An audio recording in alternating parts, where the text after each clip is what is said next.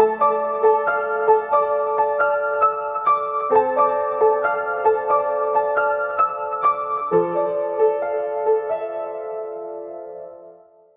everybody, welcome to Pale in Comparison, a proud member of the Doof Network. In this podcast, my sister uses her knowledge of the Otherverse to take a look at Pact, Wildbow's least protagonistic work, and I try to not give away any spoilers. I'm Jenny, and Malia's convinced me to read Worm. I'm Malia, and Jenny convinced me to read everything else. This episode, we are covering Signature, chapters 8.3, 8.4, and 8.5. Before we get into that, however, I'd like to issue a spoiler warning. This podcast is filled with pale spoilers. If you don't know what happened to Liberty and America's mom and don't want us to tell you, stop now, read Pale, and come back to this podcast. As for Pact, there'll be full spoilers through the chapters we are covering. Woo! We're back! We're back! After a whole week. I apologize for my coughs or whatever. I think I'm sick, so that's fun. That sucks. Yeah. Did you take some Halls? No. Take some cough syrup? I drank tea. That's good. What kind of tea? Just like Twinings has this premium black tea. It's like my favorite. It's not English breakfast. You gotta get the It's green like shit for that, Malia.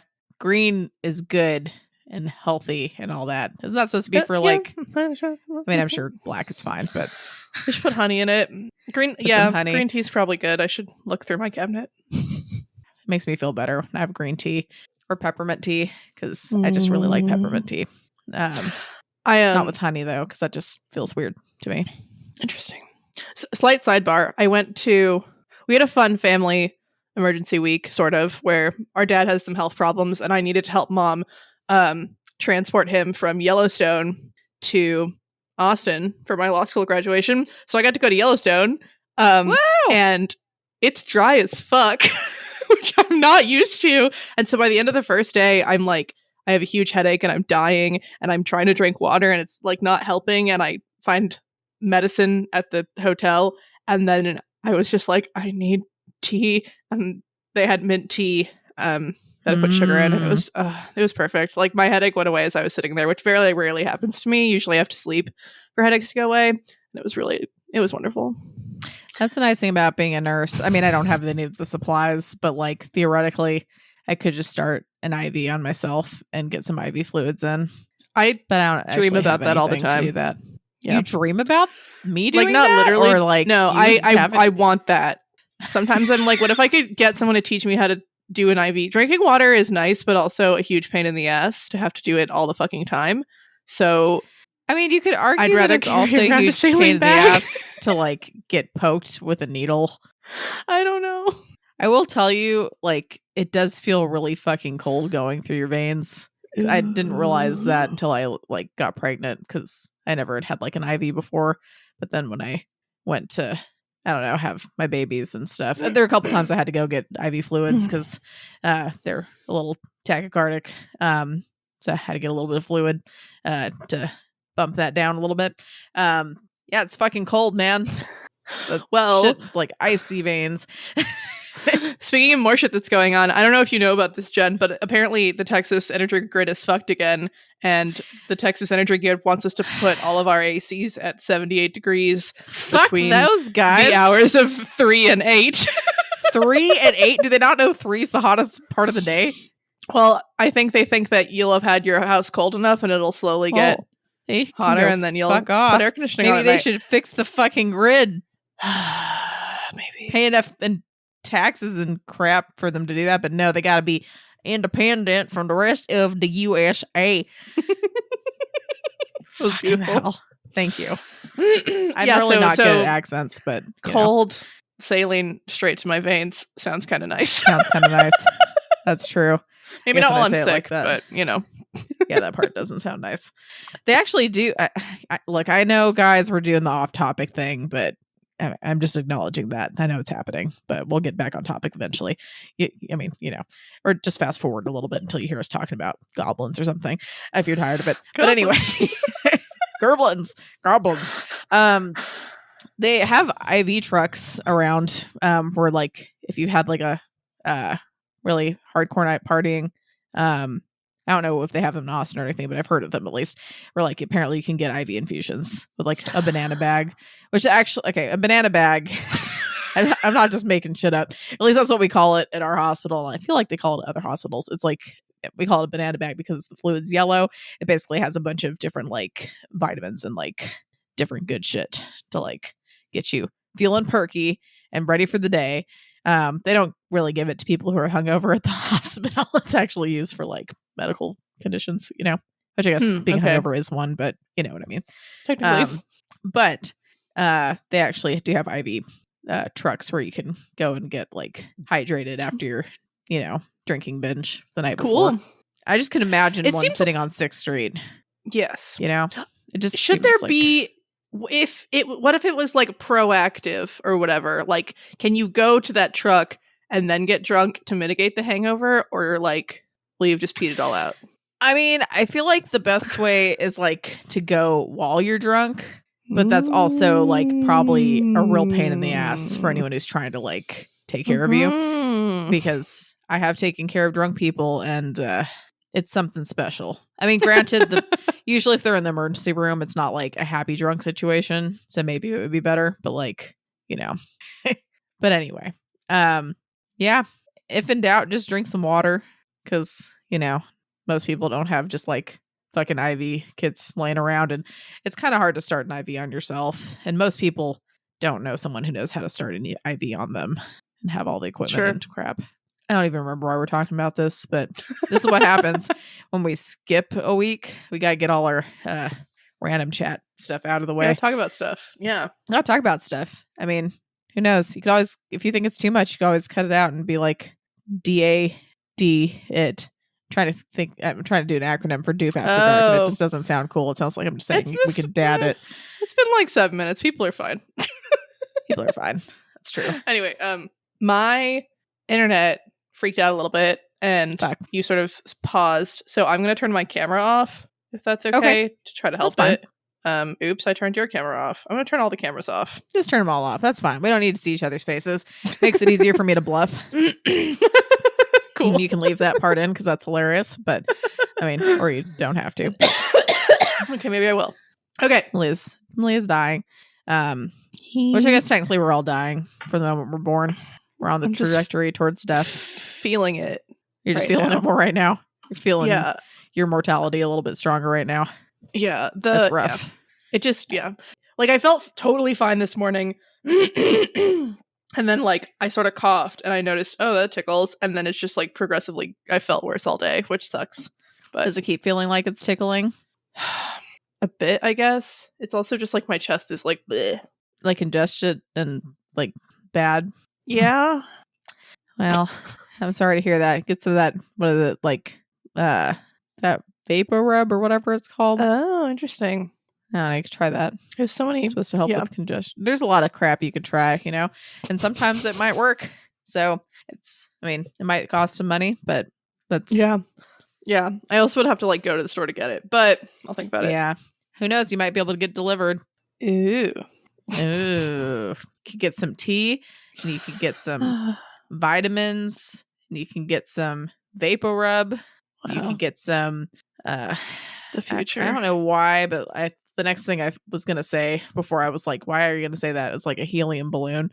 How I know what, who knows, you know, it would help because it would make you feel better. Just be like, you know, doesn't always make you feel better to have a helium balloon. I mean, I guess it kind of defeats the point if you're like sending it to yourself, but like pick, you know, just be like, get well soon balloon or a happy graduation balloon, because that's happening sometime.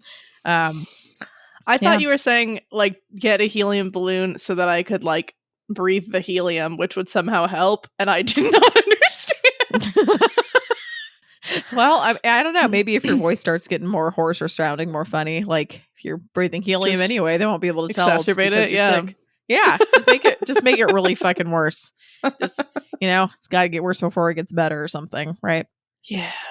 Oh, man. Ranting is in full form right now. This is great. This soda I'm drinking is terrible. I know I told you that. I'm just going to say it again. Like, it's Balls Energy, which is usually delicious. BAWLS, if y'all haven't had it. usually just tastes like soda. I don't know if it's just because this one's like expired and I don't know it because like the date on it, I can't read it. It's kind of rubbed off. Or if it's just like normally bad, but it's the orange one. I've never tried the orange one. It tastes like just not good. But I keep drinking it because I have no energy because my children. And I'm trying to pick up more shifts because I have no money. I have some money, but it's all being flushed away by children and the car dying. So that actually reminds me of something that is mentioned in these chapters. So I don't know if that's a good segue. Oh my gosh, it's a great segue. Is 11 minutes Duke After Dark material, or is this like just our podcast material by this time? I'm pretty sure there's a decent chance that we'll mention something that we've talked about later in the episode, and so if I cut it out, it'll be a huge pain in the ass, and everyone will be like, "What's happening?" So TBD, I guess. All right, TBD. I like that you did pick an acronym that is super sweet. All right, let's go. Let's get on to the fucking material that we're supposed to be talking about. All right. My brain is just like fucking scrambled eggs right now. I'm sorry, guys. All right. Chapter summary. What? Woo! The girl in the checkered scarf starts to look for Maggie Holt, aka Patrick, but then realizes that Maggie sent the goblins after her. She's given a letter from Maggie and reads it while fleeing before finding sanctuary with Sandra Duchamp. She's given a brief respite and some tools from Sandra before she goes to find more answers. She just barely avoids Kronmara's trap, whatever, Maramara, potato, tomato, but manages to get some help from the witch hunters. What did you think of these chapters, Malia? Woo! These were nice. These were nice. That's not really what I expected you to be like. Woo, these were nice. I mean, the part with the goblins was like really scary and suspenseful. I guess I'm mostly thinking of the Duchamp Sandra part. Yeah. Which was really nice. And that was really nice. Sticks out the most in my mind from this section. But like, I mean, so the goblin part was all like scary and tense. And same with the witch hunters and Kronmara. Those were all scary and tense. But in a way, it was also like, I felt like we were being almost introduced to these characters in a way. Like, we know a decent amount about Sandra, and we've seen glimpses of the others, but especially through the filter that is Blake, like, everyone is super antagonistic toward him, like, from the jump. And no one's like, wow, Maggie, you're my best friend. But I think that it's a different interaction, like, filtered in a different way. And we get to go around and see, like, where do they all live? And I don't know. I liked that part about it. Yeah, that's true. Yeah. All right. I mean, I still feel like majority of it was kind of like more horrifying than that was sweet. But yes, the Sandra Duchamp stuff, that does kind of stick out a bit. I will give you that. So we'll start with, I was kind of lazy and I just copied pasted the exact same thing I said. So we'll see if I bother to reword that or not. The girl in a checkered scarf starts to look for Fairy Fuck, but then realizes that Fairy Fuck sent the goblins after the checkered lady. She gives a letter, or Fairy Fucker gives the girl in a checkered scarf a letter, and basically like is like, haha, I sent my goblins after you, but I told them to wait until you're done reading the letter, so I guess have fun with that. So she basically is forced to read it while fleeing, before finding sanctuary with Sandra Duchamp. And I will tell you, as someone who has grown up reading while walking up and down stairs, it's not easy to read and run.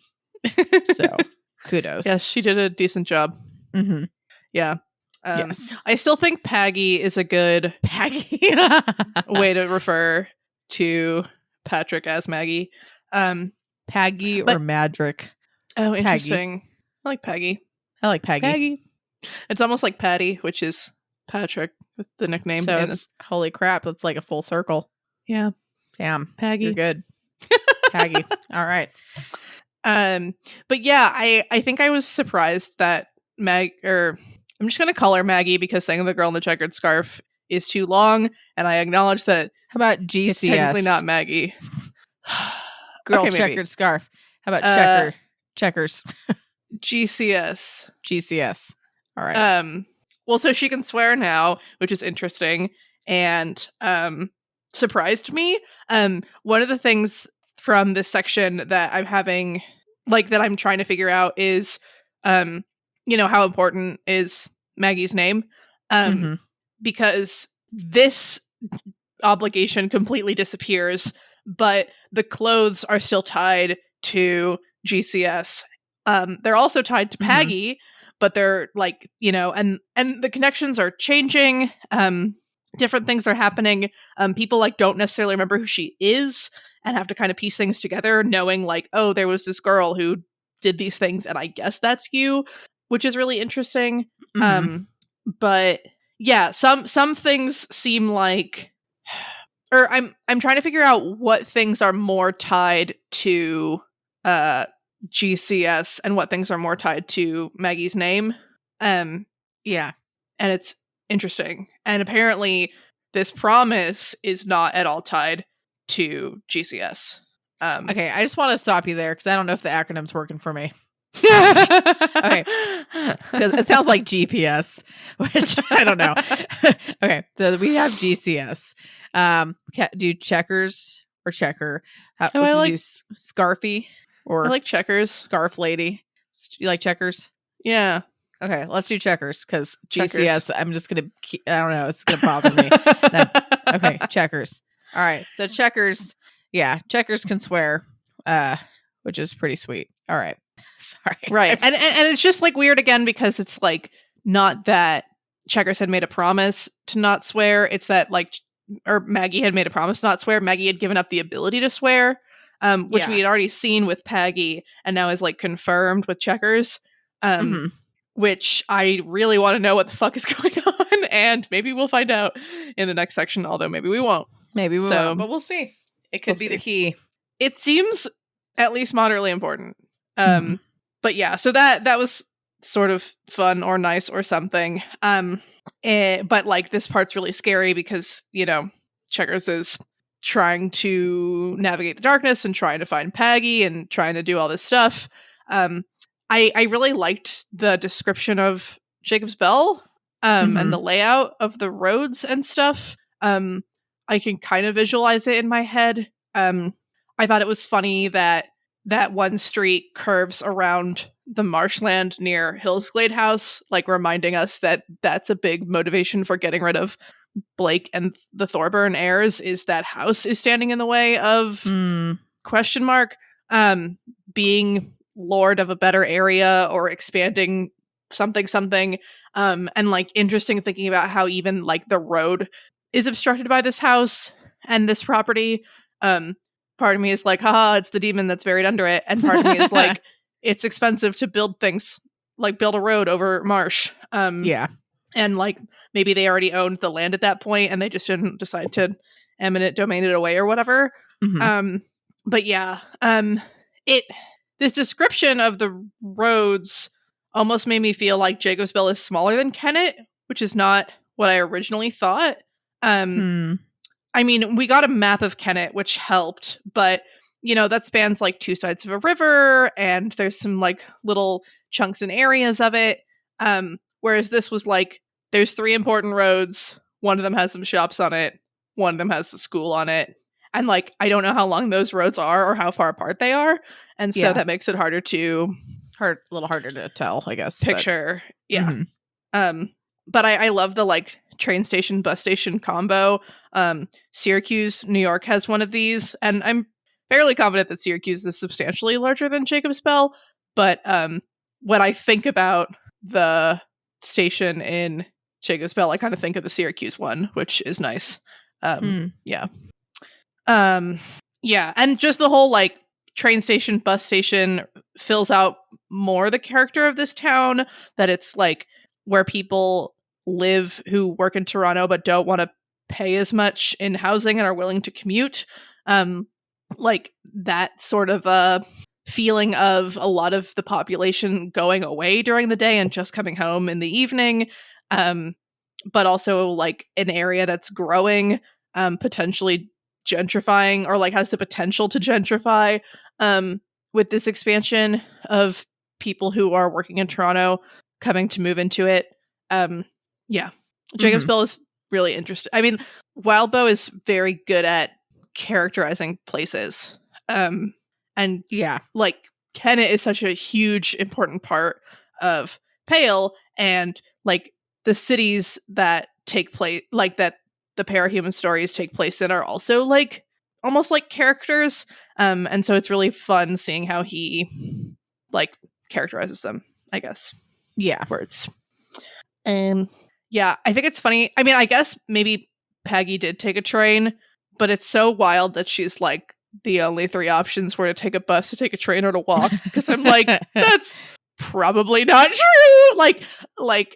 I mean, maybe like Peggy's not going to take a path, and like that, they were exiled, and so there's a bunch of like interesting limitations, and like, but we have no evidence that Peggy went to the station, right? Like, it's just so funny. I mean, they needed some time to get away, or they just thought that this like stick the goblins on checkers would be funny.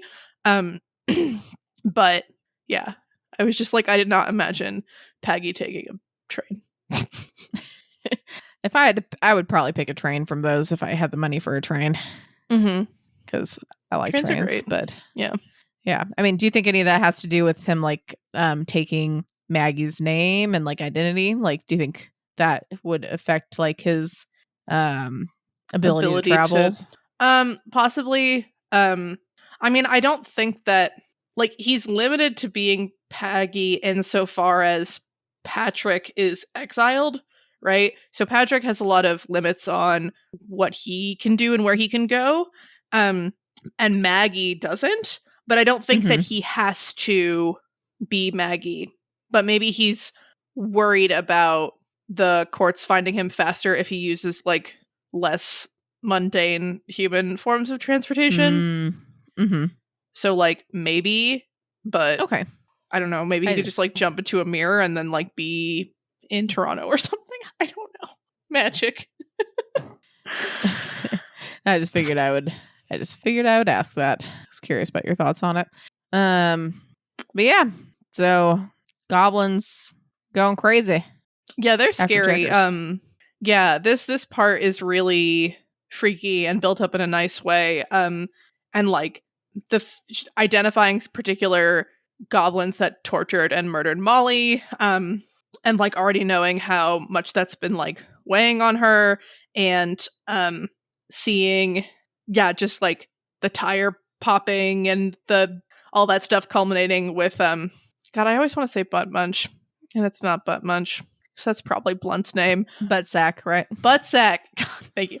Culminating with Buttsack, like, being there holding the letter and all that shit. Just like, it's really good use of suspense and all of that. And also amplifies the horror of what happened to Molly and what could happen to Checkers. Checkers, like, the rules of the contest or the game or whatever, like, if Checkers can walk, see, speak, or hold a pen or paper by the time the sun rises, then the goblins lose. And that's just so horrifying. Like, it's not just like is alive. It's not just like, I mean, is unharmed. It's like very specific and reminds me of that Princess Bride to the Pain thing. Do you remember that? Yeah. But whereas that was like, haha, yeah, fuck this guy. This is like, wow, that's horrifying. And now I'm like, oh, maybe you shouldn't just like torture people and stuff, Wesley. Yeah, maybe. I mean, yeah. One thing that I was a little confused about when I was reading it the second time.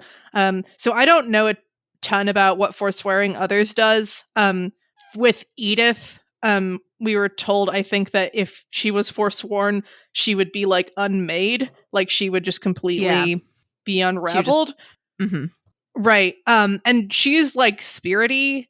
But I assumed that was what happened to all others. But here, Checkers is like, maybe I could do a thing and I could name Buttsack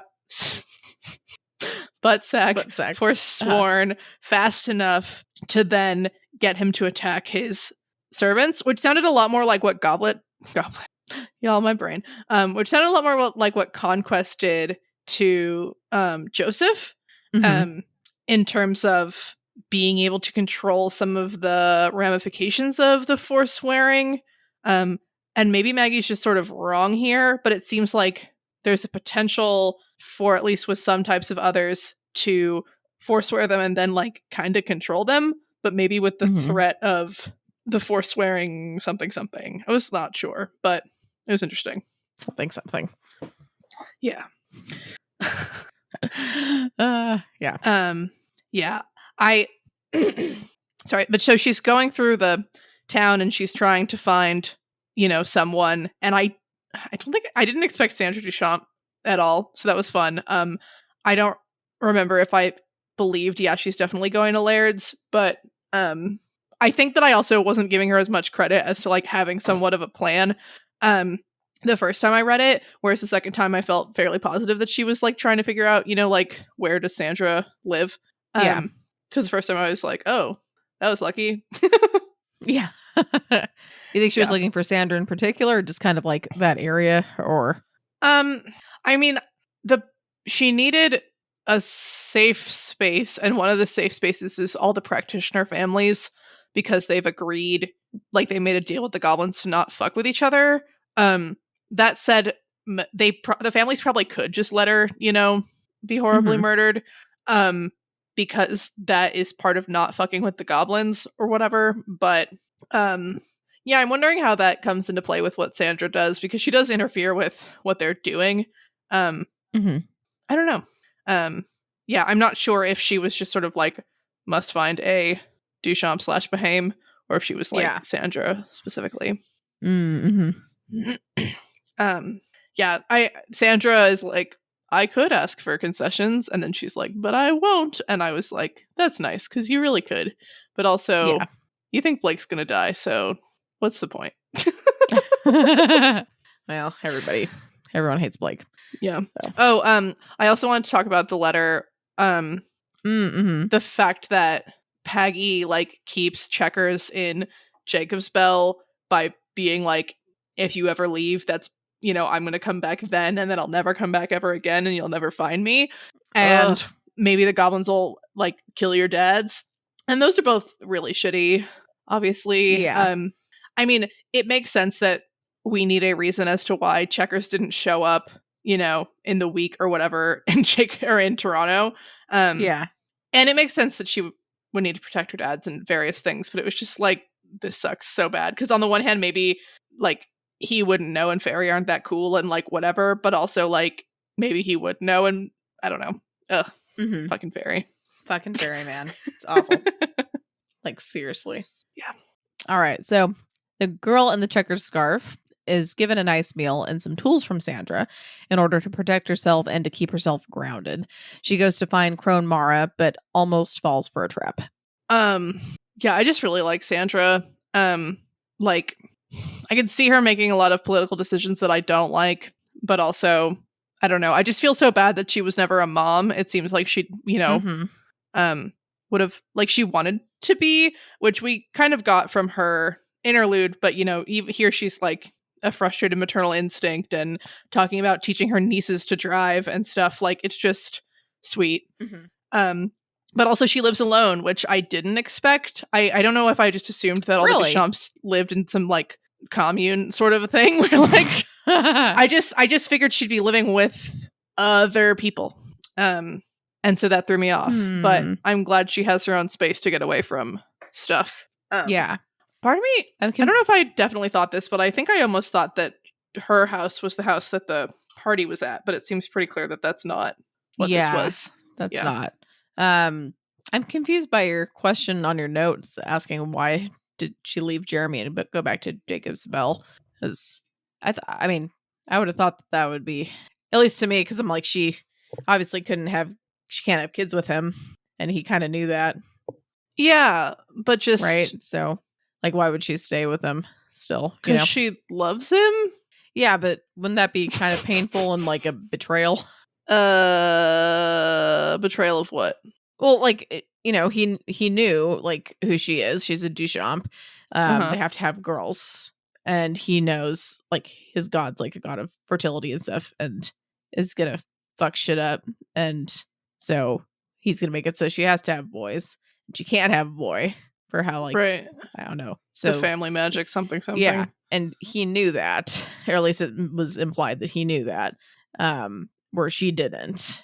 And so he basically, like, got into this marriage and stuff with her, knowing that, like, that wasn't gonna work, and she had no idea. And that was, like, her one chance to have kids and all that. So I feel like that's a betrayal.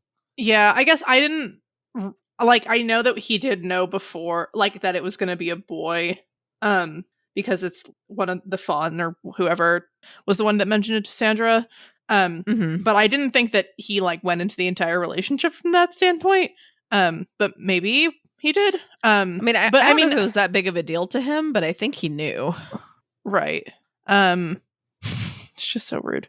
I mean, but it seems like she still really cares about him, and she went back to Jacob's Bell because of, like, to become the Lord and to do, like, other politically things. But I'm just kind of like, I don't know if you still really care about this dude. Just, like, well, it's too painful. Like, here, she can't have her full like relationship, or she really wants, you know, to have kids and stuff, and he was kind of lying by omission, and like, I could see that being too painful to, you know, get reminders of everything you could have had and you can't. Yeah, that's fair. Okay. Yeah. At least that's my take. But yeah, it just seems, I mean, I wouldn't necessarily want to live in, like, Dionysus's sex temple or whatever, but she seems, I guess, still lonely, but maybe a little bit more secure here than she was in Toronto. Yeah, I don't know. I mean, she has her whole support system here, really. Sure. But she's also surrounded by all of her sisters who have daughters, but I guess she gets to have good relationships with them or something. I don't know. Yeah, that's true. But yeah, I love Sandra's white mom energy. She has, like, a bunch of cookbooks. She has wine guides. She has tantric sex guidebooks, which I was like, what? Okay. Well, that's a reflection on her, you know, marriage. It was just, like, cool. The, like, weaving, but, like, you know, magical-y stuff. And then her Nordic spell books because of, like, Hildur. I just really loved it. The whole, like, I don't own a couch because people think they can sleep on couches was depressing as fuck. Like, I don't know, just say no, get a love seat at least. Like, you know, I don't know. But yeah, I liked her vibe. Yeah. And then, yeah, in the morning with Hildur, Hildur's so cute. I love Hildur so much. And she, like, takes a whole bunch of the bacon, and they, like, have this, you know, no, I'll give you a sausage. And then later it's like Hildur was devouring a raw sausage roughly a third her size. It's just like, she's so good. I really love her. It's nice that Sandra has a companion, I guess. Yeah. Bless you. Thank you. But yeah, and just, like, this breakfast sounded so good, and, like, it reminds me of, like, being on vacation where you're at a nice-ish place where, you know, you get the eggs and the meat and the side of toast, and you get orange juice, and you get coffee, and you get, like, you know, you get the whole, like, spread thing that you don't do by yourself because it's, like, a pain and expensive and stuff. But she's just like, yes, I live this way because I want to. And I'm like, you're so cool. Yeah, that sounds amazing. I know. Like, Sandra was just sort of like, I'm in charge of my life now, and I'm going to make the decisions that I want. Like, yeah, in the areas that I can. And I'm just like, this is cool. Like, yeah. Oh, and then I was also wondering, so if this is the house she grew up in, like, are her parents dead? Like, did her mom move? Like, why did no one else get this house? I guess we don't really know if she has sisters or if they were all cousins or whatever.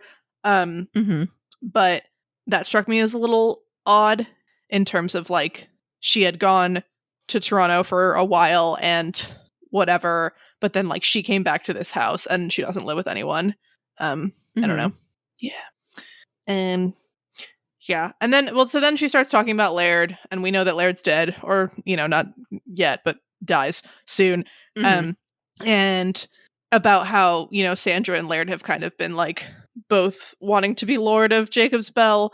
And so like, their arranged marriage with their families is a compromise thing. And Laird's trying to get Conquest's favor to help in his bid. And Sandra's like, doing other stuff to help her. Johannes is out there in the wings or whatever, and she has to deal with him and stuff. But then the way she talks about Laird was really interesting. Like she says others in his family have to pay a share of their power, restricted in what they can do, but they're free, whereas Laird is bound and shackled, playing his role in schemes that were set up in like previous generations. Mhm. Which is really interesting because on the one hand, I would definitely describe whatever the fuck Grandma Rose was doing as a scheme. And on the other hand, like Eamon explicitly didn't bind Laird to the same promises he was bound to allow him to be more free. And so part of it felt like Sandra didn't know what was actually happening, and part of it felt like, I mean, he is playing a role in whatever Grandma Rose and Eamon were doing. And I hope we figure that out more because it's really interesting and very frustrating. Yeah. But yeah, and so she's like, go to Toronto, Laird. That's a great idea because you've already like given part of your lifespan to your children because that thing that Patrick said, and you're probably gonna go become Conquest's new human person or whatever, which totally doesn't make sense to me, but it's fine. Like, was that like that's the ultimate way to gain Conquest's favor, and then his kid could be more situated for Lord or something? I don't know. It was weird. It was weird. But also she's like, I don't know, maybe it won't happen. And I was like, okay, I don't know. Yeah. There's also a good Johannes hype where Johannes is strong enough to help Maggie and not knowledgeable enough to understand that it's a bad idea. Yeah. So that might be fun. And yeah, then they do this like fun Bahame connection thingy, but like slightly altered to help Maggie figure out what things she's connected to as opposed to like a whole bunch of other like manipulating shit. And I thought it was interesting. Like it reminded me of those brainstorming diagrams that we were taught to do in like middle school or whatever when you're writing a paper and you're just like writing things all over and drawing lines and circles and stuff.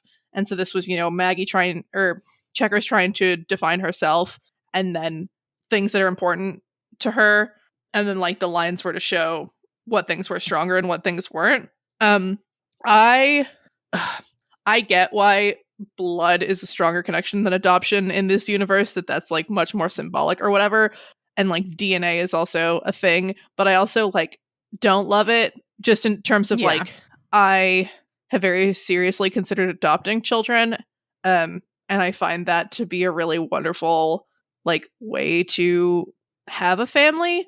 And the idea that like it's just significantly weaker in this universe makes me angry at the universe. Well, we know that this.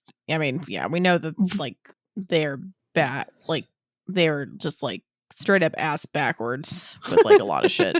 Totally, right? And it makes sense based on like the symbolism of blood and all of that shit, but like the fact that she has a stronger connection to her mom that she like never sees and barely talks to because she's biologically related to her than her dad's, who like she lives with, is so frustrating. Here's a wild question, Malia. Oh no. But it's, I don't know, maybe this might be obvious to other people, but I'm not thinking about this very hard. I'm just gonna go for it and ask. So let's say Maggie, when she was a kid or something, had some kind of a medical, like bad, she was sick all the time or like bad medical history or whatever. Let's say she had the same blood type as one or even both of her dads. And what if they like donated blood directly to her to give her a blood transfusion? Would that count? I mean, it's obviously a little bit different, but at that point, they actually do share some blood.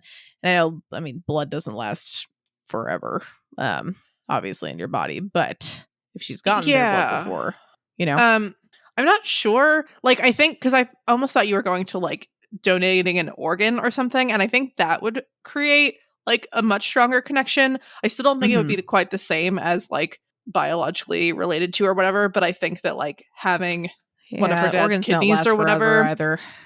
Yeah, but doesn't blood? I mean, I think blood I know blood doesn't last forever either, but like cycles how a long lot faster. how long? I'm trying to remember how like I'm gonna Google this. Yeah, I mean, I don't think either of the scenarios would be akin to her connection with her mom because of the biological thing, but I think it would be a factor and it would make it stronger. I don't know if it could have won out over her not being Maggie Holt anymore. But yeah, maybe you could make a petition to the spirits about it or something. I don't know. Yeah, because it seems like there's a chance that her mom would be able to recognize her or something because of like that line about being their daughter wasn't strong enough like to overcome not being Maggie Holt, like partially because she's not related to them by blood. Yeah, that fucking sucks. Yeah. It seems a little rude that Sandra's like reading over her shoulder as she's writing down like intimate details about herself, but I guess that's like the trade-off for Yeah, and she's like she is trying to help, I guess. So yeah. Yeah. Beggars can't be choosers, you know? Yeah. God. I thought it was interesting that she put down being a goblin queen as something that's important to her. I can see that the practice is important, and maybe it's like Liberty and America who are the weird ones, and Maggie's actually a fairly normal, like standard goblin practitioner. But yeah, Liberty and America like love goblins and are so gross and like punk and just like totally, like out there and just, like totally love all the like weird, gross, whatever shit. Whereas Maggie like is like curt and rude and blunt about things, and does deal with goblins, but it's like she deals with goblins because they're her like biggest enemy in a way, and often one of the easier sources of power. And so I found it really interesting that was something that she marked as being important because it's not about it feels different than Liberty in America. Yeah. But yeah, and then Blake and Molly, that was really like heartbreaking and awful. And it was sad that her connection with Blake is disappearing because, Peggy is there fucking it up. Yeah. But her connection with Molly is strong. And I'm just like, bitch, go see Molly. And she still hasn't done it. And I'm worried that now that she's in Johannes' domain, she won't be able to, but we'll see what happens. Yeah. Yeah, Sandra lays out some options where she's like, yeah, I guess you can like go face Peggy head on or wait for him to come back and take pity on you or just like deal with it. Like this is your life now. And it's kind of scary and kind of like, yeah, Maggie, you've already Checkers, you've already fucked with the Fae and like see where it got you and maybe you should like stop before it gets worse. Like dealing with Fae isn't worth it as a general rule. Is an interesting thing to think about. Truism. Yeah. And like obviously Checkers isn't going to do this partially because like that's just like not the type of person she is. She seems, she's a fighter. She's going to try to like survive and keep going, and she's also pissed and is going to try to take it out or like take revenge kind of on this like thing that wronged her in the same way that how she is with goblins. But it might be better for her to, I mean, I don't know if it's just like lay down and die or like try to like come up with a new name or whatever, but yeah, I don't know. Yeah.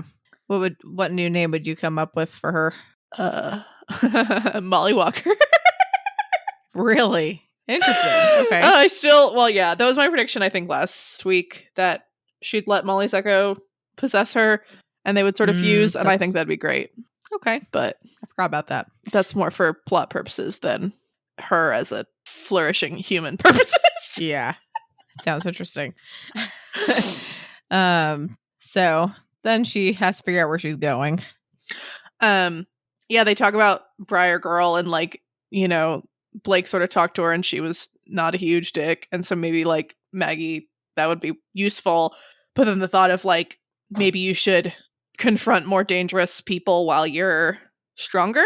And because Sandra's pushing her to go to Johannes, but she decides to go see Mara, which I'm really glad we did, but it was also like a complete and total waste of time. Yeah, which is part of what made this feel like the like tour of Jacob's Bell, checking off the people, like kind of getting introduced to them on an individual level. Because yeah, that was such a waste of time, but also great. I could see why she wanted to go there. Just, I mean, well, she's desperate and Mara's old, so that's true. And I guess getting into that more, it seems like her shtick is that she like steals the bodies of children and like puts them into dolls, and like she becomes the kid or something. I'm not entirely sure how it works though, because we see her as an old woman at the council. I don't know if she can move back and forth. But like this is a side plot point in Dragon Age, which is a fun video game, and you don't really learn about that until like, oh no, you learn about it in the first one, I think. Yeah. And it's also reminds me of one of the Pale, I think the domain text talked about that guy who would like steal children and like take over their bodies and like whatever. And that's like kind of what I assume she's doing. I'm not positive, but that's what this feels like. Okay. The fairy tale references that Checkers thinks about through this are fun, especially when she figures, you know, she's like, I've read too many fairy tales to fall for this. Like, because it was very intense and like we didn't know what to do or whatever. Like I felt kind of just like, like, is this the right thing? Like, this feels like a, you know, a dumb decision because, you know, Mara's gonna get you, but like a morally good decision if you're freeing this child. And it's just like, oh wow, that, you know, isn't a child. She was just trying to trick you into like it felt kind of like a rules of hospitality-ish thing where she had let Checkers in, but if she could get Checkers to break hospitality by like freeing her slave or whatever, then she could murder the kill crap her out and of her. make her into compost. Yeah. Or just that like if she agreed, yeah, I'll help you, then she could, you know, interpret that however she wanted. It was fun reading back through it, noting like how she would refer to the crone Mara in third person, how she would say just everything she said was true, obviously, but it was like a fun thing that I did not catch on to the first time. Yeah. Ooh. The dolls were a lot though. That was a lot. I feel like that whole thing was a lot. It was a lot. So she gets out of there, and in increasing desperation, she goes to the witch hunter's place. Surprisingly, she avoids being killed, and even more surprisingly, is provided with an assortment of weapons, and she gets to test them out on Butzek. Yeah, I feel like Maggie's karma is like fairly solid since being completely fucked by Patrick. Can you imagine if this is Blake? Right, like Sandra like picks Checkers up off the street, like, you know, gives her sanctuary, gives her a great breakfast, gives her a knife, just like, yeah, here you go, whatever, bye. And like, I mean, Crone Mara wasn't great, but she didn't die. And then the witch hunters are just like, yeah, here's some weapons and stuff. Like, it just like, it's fucking nuts. And I'm happy for her. Yeah. Yeah. But she needs that. But yeah. Yeah. So I don't know if you live in a goblin infested neighborhood, Jen, but thinking about how your kitchen, your dishwasher like flooded and how your like car is breaking and all this stuff reminded me of like the whole goblins make people keep struggling. That like if you're well off enough, the goblins will never bother you in the first place. Those but if like fuckers. You manage to like get enough of your shit together to like, you know, you save enough to fix something, they'll like break it down. They're keeping you kind of down there. Like that just I hated that. Well, insurance is covering most of the kitchen, so probably doesn't apply. But I just have to pick up more shifts. But yeah, that was kind of an interesting thing for them to say, right? Like, kind of a interesting thought. Fucking dicks. Yeah, it sucks. And I mean, it makes sense if, you know, like the well-off people are gonna get you with their resources to keep picking on the people who aren't doing as well off, so that you can continue to pick on them or whatever. I was proud of myself for knowing that playing in a snowbank was dangerous before Maggie said that it was dangerous. Good job. Yeah, I don't know where I'd heard that before, but yeah, if you're up, kids like to dig into the snowbanks, but also they can collapse and suffocate them or whatever. So It's not a good plan. Yeah. All right. Good to know. Yeah, these kids were kind of funny. Mhm. I couldn't tell if they were just like, funny and weird, or if like there's more to them. But yeah, the one, or just if their parents are a little bit open in the way that they talk, because the one said that Ava is like a tramp or whatever, and then she's like, is she like a prostitute? And and Checkers is like, how the fuck do you know what a prostitute is? Like, it's pretty funny. Yeah. But also, yeah, I mean, maybe it's just Checkers doesn't understand children that well. Their parents are very just like talk about stuff like that in front of them. Or like some sort of symptom about the way that Jacob's Bell is kind of rotten. I feel like we get that a lot based in the whole like allowing goblins and exiled fairy and other things to like run around and like make people's lives worse in exchange for trying to get more power and different things. Yeah. I also really loved her whole nerds are the second scariest group that humanity has ever produced. Who are the scariest? Stupid people. Like, it's so funny. I really liked it. That's great. Yeah. It's actually pretty like right on, I feel like. Yeah. But yeah, so then she manages to be like, hi, are there traps? And the kids are like, what? And she's like, tell me about the traps. And so then, she goes up to the door and knocks, and we're all like, maybe Andy'll be home. And then he's not. And Ava's home. She's a lot. Yeah. Fucking crazy. Yeah. I don't know if she reminds me of like Jinx from Arcane, except like meaner. Yeah. She doesn't have the whimsicalness. She's just like, I'm gonna murder your face. Like, so hard. Right. When she shoots like the crossbow, like the bolt or whatever, into Maggie's scarf, that was that took me by surprise, but it was kind of great that like she said it, you say one thing without my permission, like I'll shoot. And then she did, and it felt very practitioner-y, but it's interesting because like they're, not bound by those rules, and they will remind Checkers of that several times, but they are very good at following those rules, which is really interesting. And Maggie probably shouldn't have said like, hey, Ava, don't call me names because you're like destroying me as a entity that exists.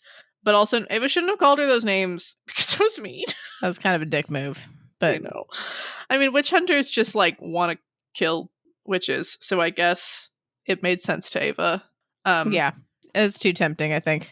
Yeah, but I don't know why she wasn't going to kill Maggie. Andy was just like, yeah, like, leave her alone. Like, you're not gonna kill her, so stop tormenting her. And I don't know if it's like a deal they have with the council that they'll only kill people who they have been voted to die or are posing a threat or something. But I wasn't really sure why she wasn't going to kill her and why Andy was confident in that. I don't know. I mean, he knows her better than we do. True. I loved how she's still holding the crossbow. He's thrown her sandwich at her, and he starts like feeding her sandwich while she holds the crossbow, and like while holding his sandwich and taking bites. Like, that was just so good. I don't know why, but it was so something great. Kind of funny about that. Just like, yeah, like Maggie's like, or Checkers is like in like mortal fear, like, pinned to the door with this like, maniac woman pointing a crossbow at her, and they're just standing there like eating sandwiches. It was very domestic in a fun way. You guys are crazy, but and I love Andy. He's great. So I hope he doesn't die horribly or something. That's always the hope with these. All you can hope for. It's all you can hope for. Yeah. They managed to equip her with some cool shit. There's this like pipe that is a shotgun or something, and there's another knife or some. Actually, I don't know if we know what the other thing was. She got something else. And he was like, "Don't come after Ava later on," and she was like, "Yep." And I'm like, "No, that's too broad, but okay, maybe it's fine." Yeah, I mean, maybe it's fine.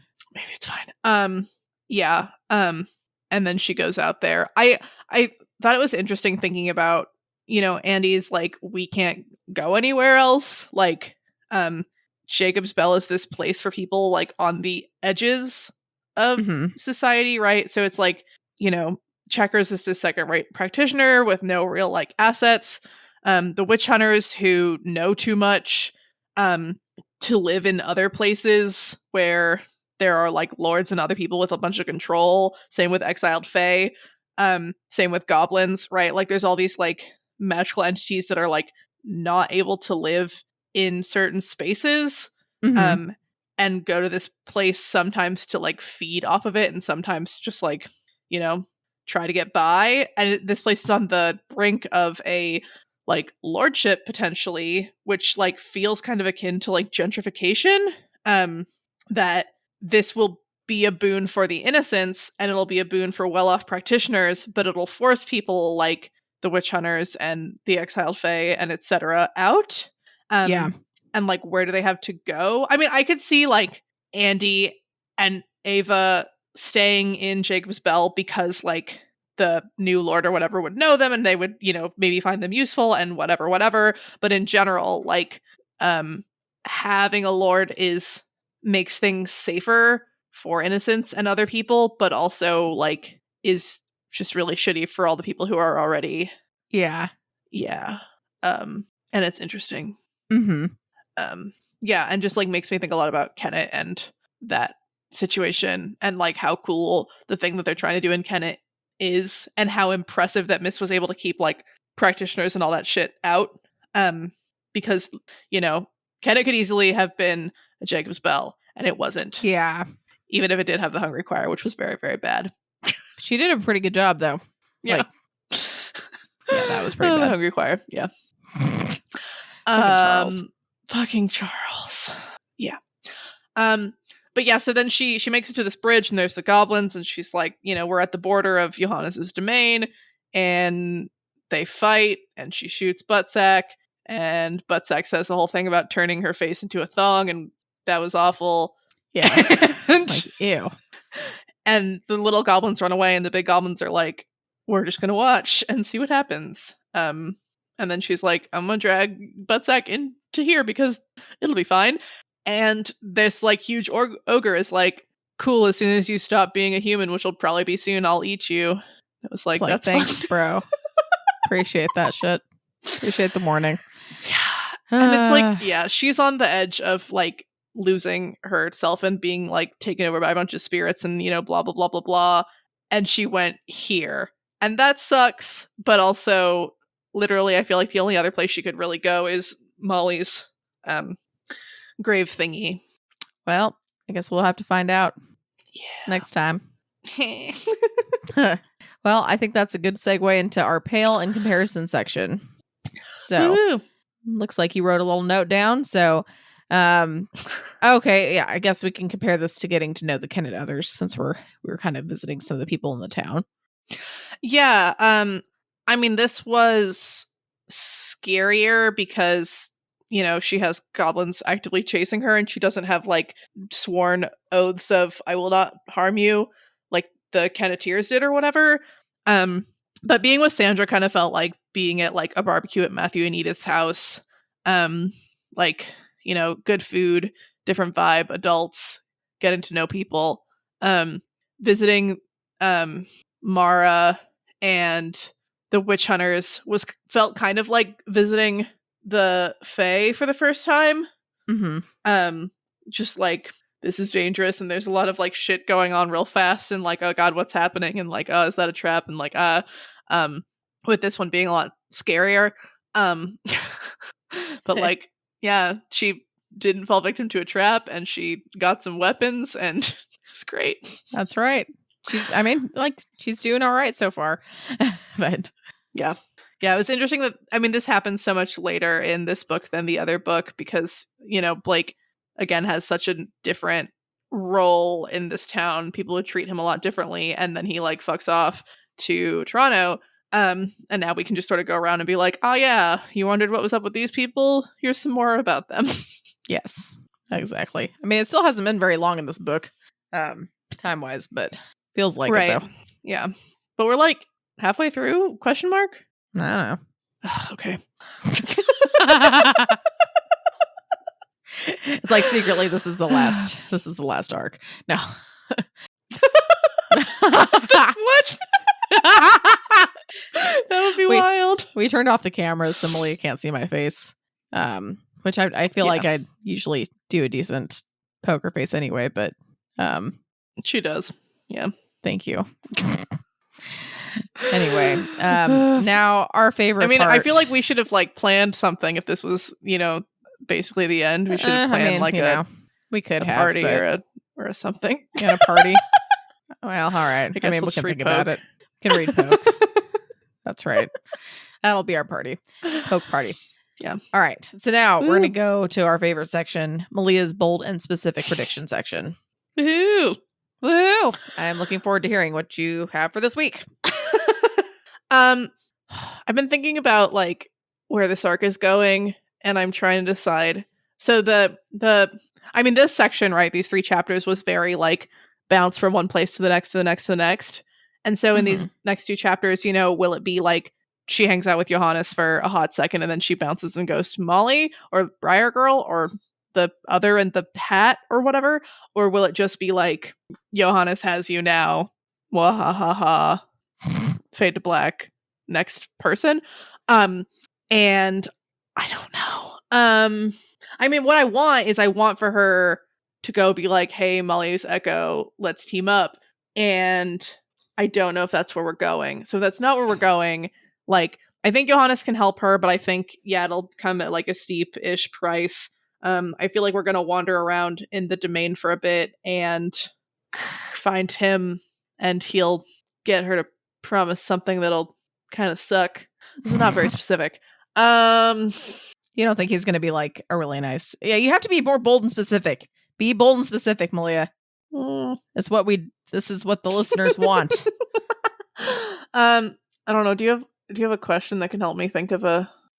What is going to happen to Checkers by the end of the arc? Like, in terms of... It seems like she's kind of disintegrating a bit.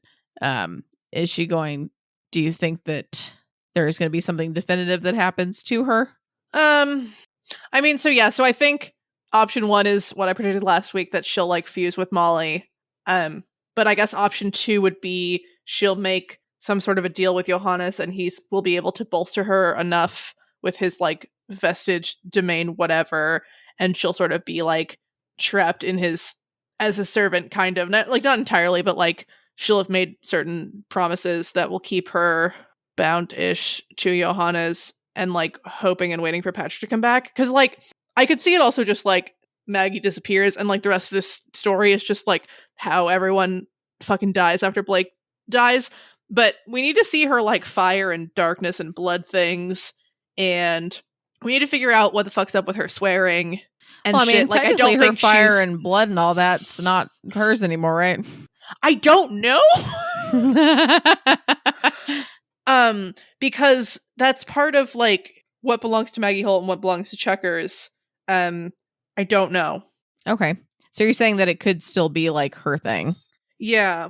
So she's going to keep on fighting, either make a deal with like Johannes for something that's going to suck, or going to be possessed by Molly Walker's Echo. Yeah. Okay. All right. Those are bold enough, I think. Thank you.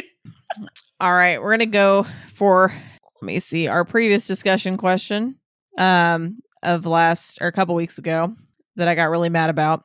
I'm still kind of mad about it.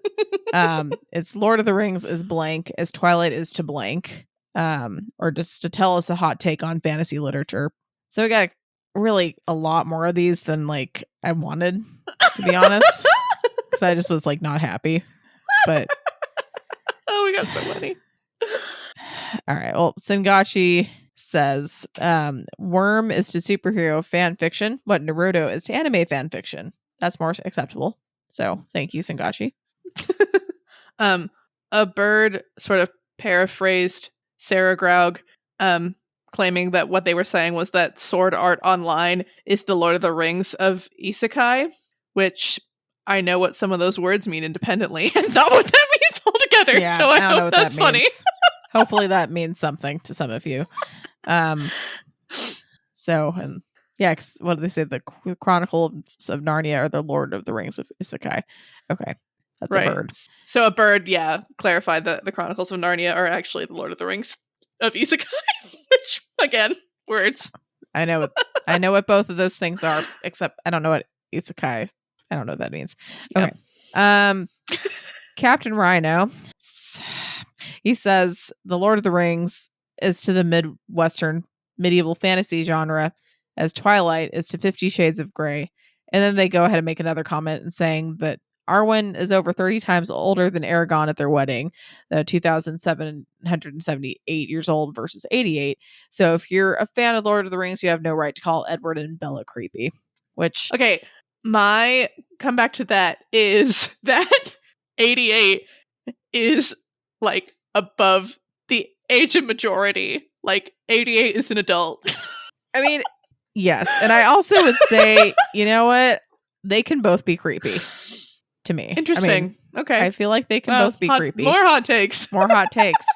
Like, yeah, someone who's like almost 3,000 years old dating an 88. I mean, what is that rule? Like your age, half your age plus 7 doesn't really work. That definitely is. I mean, you know what? Sorry, it's still creepy. I mean, I don't care as much because I don't know. It's not as in your face. Adult. He's an adult. Yeah, he's an adult. That's true. It So he helps. can legitimately make his own decision about that. Whereas like Bella is like a fucking teenage, like, yeah, she's just a teenager and she fucking doesn't know what the fuck she's doing. So yeah. So that's creepy as fuck. That's creepy as fuck. Whereas like Arwen and Aragorn, yeah, I guess it's less creepy because he like can consent fully and he like knows what he's getting into. And he just doesn't give a fuck. So I think that's better. But it still is a little creepy. Yes. I don't really feel like it, but I'm just like, I feel like it's just like logically it has to be creepy because half your age plus 7, you know? It's the ultimate rule. That's the ultimate rule. Cool. So Violet Faith provides a fantasy hot take and says that modern fantasy is not very much like The Lord of the Rings in vibes. It's much more like D&D or A Wizard of Earthsea. There's a debt to The Lord of the Rings, but it's more like stealing of names and stuff than the works actually being in the same subgenre, which is very interesting. And like that is interesting. Yeah. I guess I could see that. But I'm not as familiar with D&D as like Malia is because I've never played it. It's fun. And I've never heard of A Wizard of Earthsea before, so it's a novel by Ursula K. Le Guin. All right, obviously you're more familiar with both those things than I am. So I haven't actually read The Wizard of Earthsea, but yeah, I mean you still have heard of it, so yeah, you still win. But then Beleg Tall does say like it's worth mentioning that most modern fantasy tropes are based on D&D, but D&D is based on Lord of the Rings. So that's true. That's Screwzer. Don't know why that was so hard. Okay, Screwzer also comments on Violet Faith's hot take in a somewhat long elaboration, talking about like Lord of the Rings knockoffs, and how like a lot of the Lord of the Rings knockoffs combine the roles of Frodo and Aragorn, which loses some of the nuance. And you should check out their comic because it's interesting and kind of long. So I don't want to read the whole thing, but yeah, those hot takes, they're thinkers. They're thinkers. I do want to read. Let's see. There's a bunch more. There's one from Misi1 or Miasi1, whatever, that already starts off terribly because they say, for the record, they're fully on board with Malia's comparison. So yes! Fuck you. Fuck you both. You guys both fucking suck. Okay. And then kind of said like he's like, so considering a lot of the Satanism hype surrounding fantasy and D&D in America back in the day, I wonder if a lot of people felt the same about Lord of the Rings as Jenny does about Twilight. Cheap smut defining a genre of sin, which to that I also am like, fuck your face. But maybe you're right. I mean, it just, but that feels wrong. And then it says, in 40 years, maybe people will look back on this podcast and admonish Jenny for her closed-mindedness and inability to appreciate the rich tapestry Mrs. Meyer wove. But that's, which, fuck your face. I'm sorry, Miss C1. I'm sorry. I'm sure you're lovely, but fuck your face. But at the same time, this next generation of Jennies will be tearing into the new transformative works of their time, which is clown fiction, but the clowns are social revolutionaries.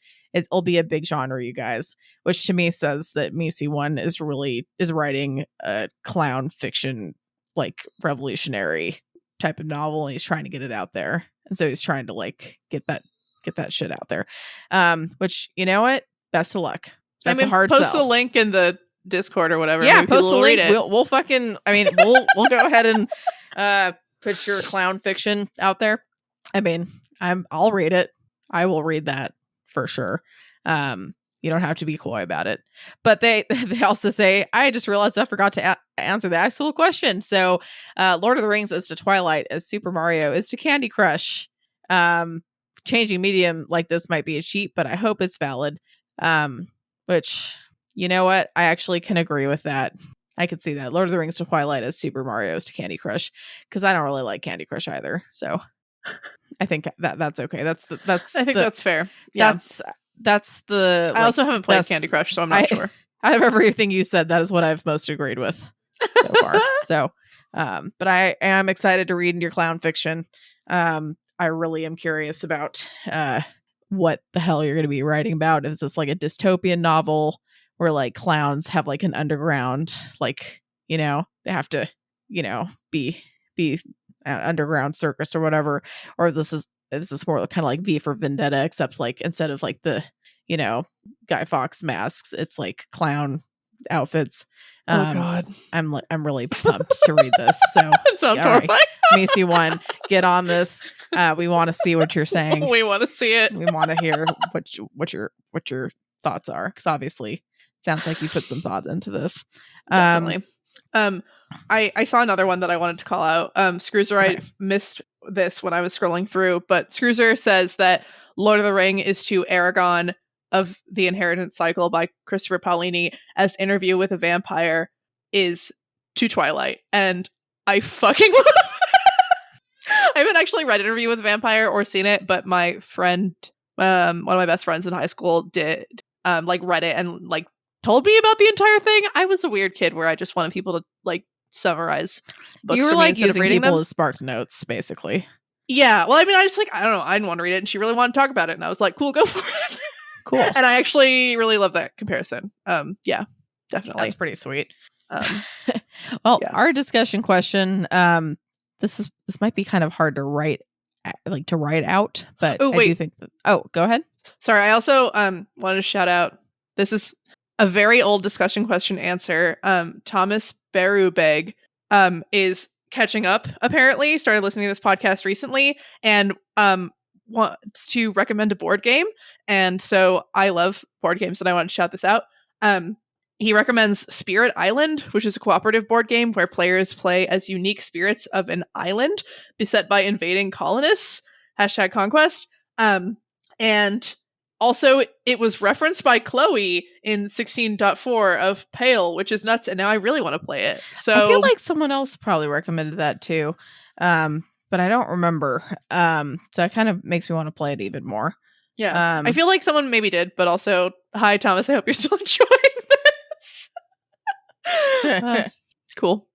Yeah, I wasn't really sure about the new discussion question, what to ask exactly, but we can brainstorm, because like I was thinking something about like the connections model that Maggie does as a question. Maybe like, what would you use that sort of thing for in the practice, or what do you think would be in your circle, or if you lost your name, what would you have left? Okay, I have a random question, and you can shoot this down. If you were in Maggie's shoes, and wherever you are, unless it's at home, because that's cheating, but like wherever you are, which maybe is at work or maybe it's a commute, if you were handed a letter and you had to keep reading it in order to get to shelter, whether that's, or I guess if you're at your home, you have to go to a different shelter. If you had to read it while you were commuting, how fast would you be able to do it? And would you be able to, I mean, could and you would you feasibly survive? walk? Yeah. Would you survive? Cool. I like that. That's fun. All right. Sweet. All right, guys. Thank you so much for listening. If you enjoyed this episode, you'd like to help support the podcast, I can't speak. Please subscribe, share it with your friends, and leave a rating and review. To support our podcast, go to patreon.com/JuveMedia. And if you'd like to support Wildbow as he continues to write fantastic stories, go to patreon.com/Wildbow. You can follow the pod on Twitter at Pale Comparison, or send us an email at paleincomparisonpod@gmail.com.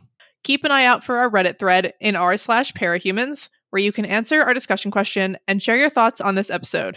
In addition, if you would like to see all of my predictions laid out, check out our episode description for a link to a prediction tracker. Next episode, we will be covering chapters 8.6 and 8.7. All right. Fun fact. Alpine bumblebees, which apparently are only considered alpine because of where they live. I'm going to start that fact over, Malia. Okay. Blech. Okay. Fun fact. Alpine bumblebees have the ability to fly higher than Mount Everest. They're considered alpine because of where they live, but they apparently don't actually really differ from similar species that live closer to sea level. So perhaps all bumblebees can fly higher than Mount Everest. They just haven't tested all of them yet. But wow.